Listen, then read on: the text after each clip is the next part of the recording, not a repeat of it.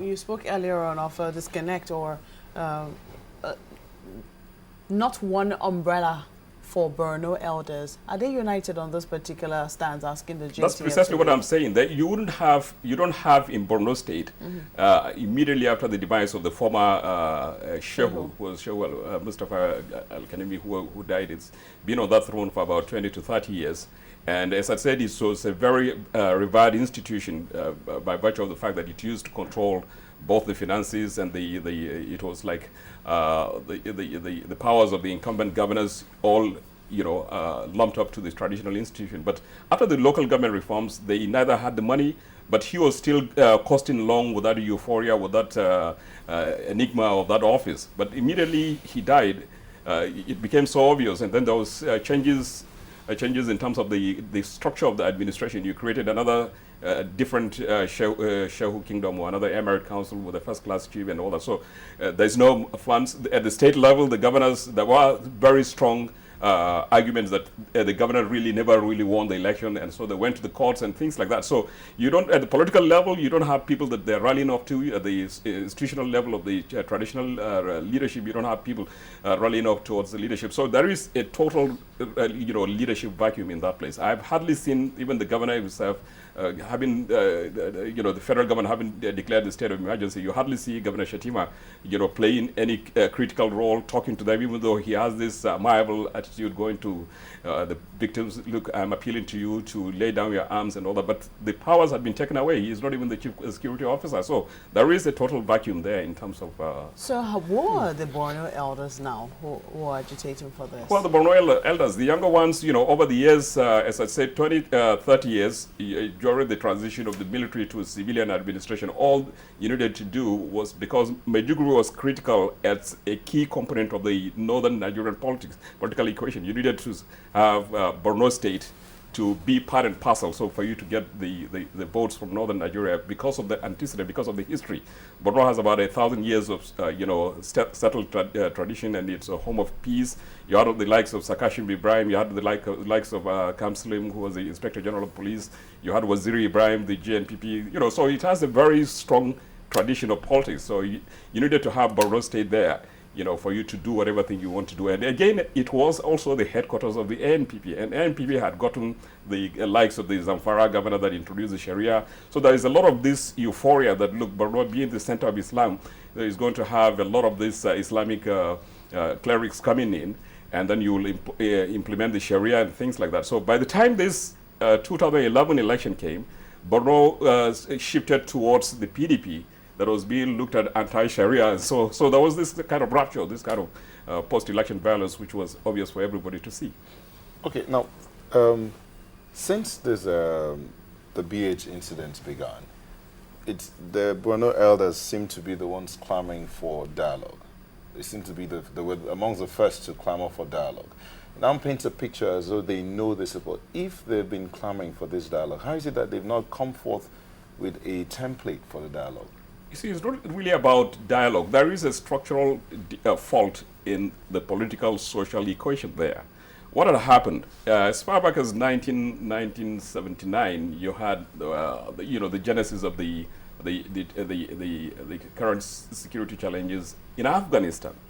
It all started in Afghanistan after the Iranian Revolution, and you had a situation where in Afghan, the American forces, the American administration, the European Union all said, look, we needed to recruit Muslims, from all the Islamic countries, from Pakistan, from Morocco, from wherever, to go and remove the Soviet Union in Afghanistan. So there were recruits, these boys are recruited all across the Muslim world. And so they went there, they were able to fight the Afghan forces, and they were able to install an Islamic theocracy there somewhere in Afghanistan. That's the Taliban.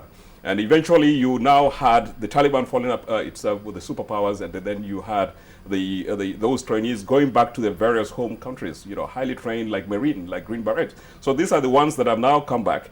And when they came in, they were looking for people who had purity in terms of thinking of the Salafists, they call them, the pure Islam.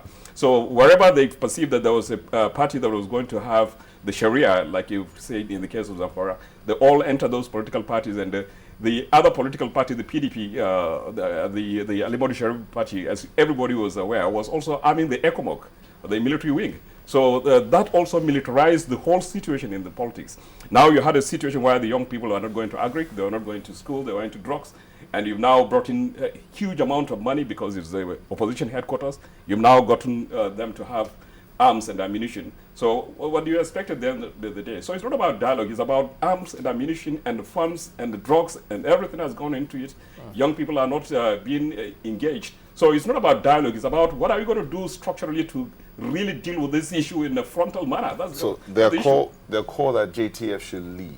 Do you think they have the structure to handle this? I don't think they have the structure to handle this. The argument with the JTF is that JTF is completely overwhelmed by the, by the overwhelming training that the Boko Haram had. You know, as I told you, they fought a superpower, and they've gotten this Green Beret training. They have gotten all this, marine training and all that kind of thing. So before you know it, the Boko Haram, they reject the name Boko Haram anyway. But at the end of the day, they come back, they mow down the security apparatus within 5-10 minutes. And what do you expect the JTF to do? When they come, any other person they see around there, it's a sympathizer to Boko Haram, and then guns and bullets goes everywhere. So that's the real situation that is going on. So if you pull out the JTF, the aggrieved politicians who have now taken arms and ammunition will go after those that are currently in position of leadership. As you've seen, most of the victims, the political victims, are either from the AMPP, the gubernatorial candidate, or the what do you call him, the commissioner and of justice. So there's a political twist. That's a political twist, and that's what Patrick Azazi one time was saying, that in addition to the religious element, there is a political twist, because you see that politicians kill people of the same faith. The Boko Haram kill the people of the same, then the JTF kills, so it's a no-win kind of situation there you have. But this looks hydra-headed, because if the people are on drugs, unemployment is high, you got JTF in the mix, would it be too late then? Because it looks as if the longer the status quo stays, the deeper the problem gets. Certainly. Would it be too late? I mean, what would they help if they were to declare state of emergency, for instance? It's already in state of emergency. At all throughout the states. It has been on state of emergency for the past how many years now? I mean, how many months? Getting to almost a year right now. If you remember, His Excellency declared a state of emergency, not only in Borno State, in some part of Bauchi, and it was in some part of Borno as well. Is it the entire? Some part of Borno, exactly. I'm talking about the whole state.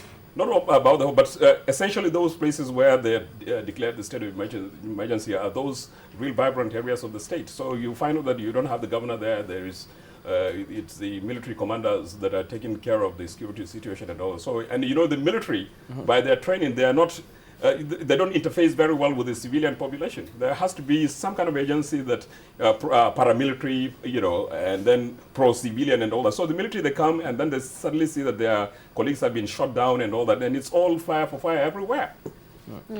But the way this looks, go ahead. Do you see a way out? I mean, as Chemelin pointed out, it looks like a very complicated problem, and because youths are involved.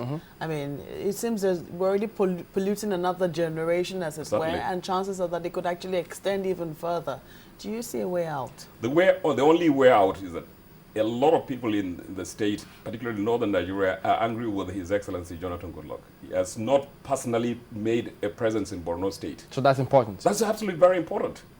That's a real serious challenge, and I said, why have you left us to these devices? And he's saying, look, I've done my best, and on a flood issue now in South, you saw him all with the face cap and all this. When real killings are taking place in Borno State, you've never seen the president and commander-in-chief of that person in that place, so they're really angry there.